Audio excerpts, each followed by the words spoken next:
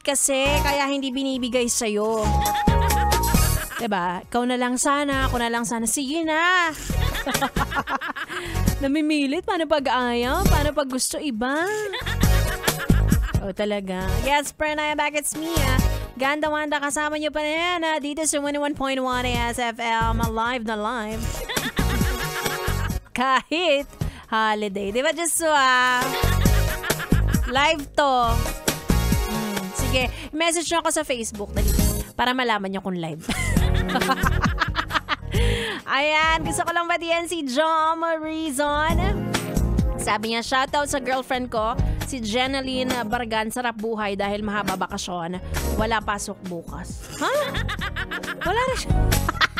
Wala na siya pasok bukas? Talagang sinagad niya, no? Yun lang sasabihin mo, Jom, walang I love you, ganun.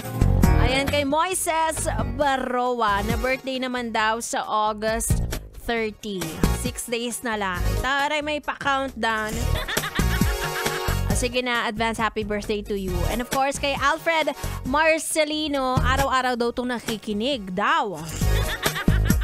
Na birthday naman, next Sunday. Ang dami niya naman mag-birthday. Pwede ba isang celebration na lang? Ha? Tapos ang bati ko, ito na lang. Shoutout. Anyway, mga yes friend, 3 oras na naman ang lumipas. Medyo maigsi ang ating chikahan, ano? Sige na, alam ko naman gusto mo mag-enjoy. Dahil holiday pa rin naman, enjoy mo na yan. Dahil bukas, papasok ka na, kaya kita-kits. Advance lang kami dito, no? Para bukas, hindi na masama ang loob namin. Diba? Sige na. Iwan pa kita ng tugtugan. Diyan ka lang ha, huwag ka alis.